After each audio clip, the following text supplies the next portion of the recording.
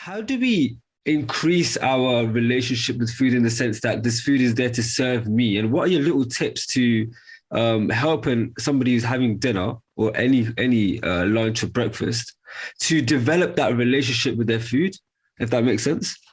Yeah, absolutely.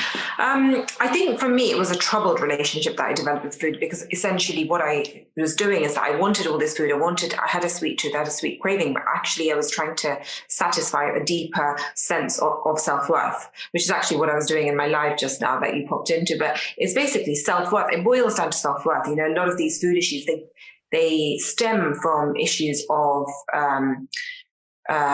self-worth, basically, and how good do you feel about yourself. And so you're filling this hole, and you can't sort of satiate that hole.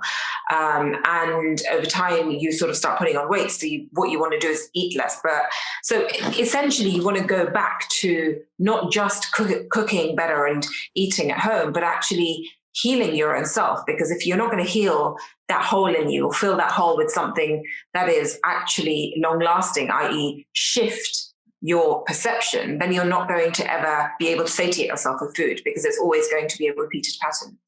So I guess that's where relationship with food and problematic relationships with food develop, and that's where self-worth comes in. But in terms of developing just a better relationship and understanding your food is really, really important, because that allows you to realize that no matter whether you're normal or not, your metabolism's good or not, if your body just seems to just, metabolize all your food and you don't put on weight or not, you will start feeling the effect of the food on your mind and body and seeing that effect. So eating well will naturally make you feel more energetic if you generally feel sluggish, say, for example, in the afternoon. Or eating well and eating at home and cooking at home will allow you to realize that, I feel different. And those shifts can hopefully inspire you to eat more at home.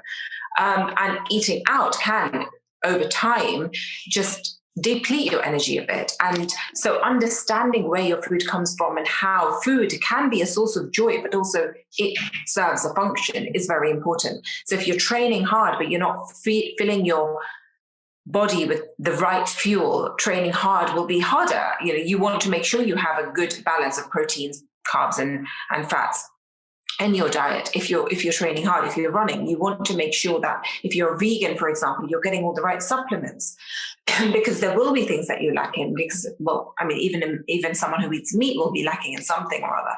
So understanding where supplements come in, and actually going back to things like Ayurveda, understanding that food can be medicine, but at the same time, Ayurveda can't be a replacement. You do need to supplement your diet with certain supplements, because naturally, there are things that we miss out on. Naturally, understanding that our soil is depleted of certain vitamins, minerals, and nutrients that 50 years ago our soil, or even 10 years ago, our soil was more rich in. Over time, that soil is depleted, and therefore the vitamins, nutrients, and minerals that you get from that food source is not as good as it once was. So you do need to supplement. So understanding all these things is very, very important, because it allows you to understand that food is function. It's not just simply pleasure.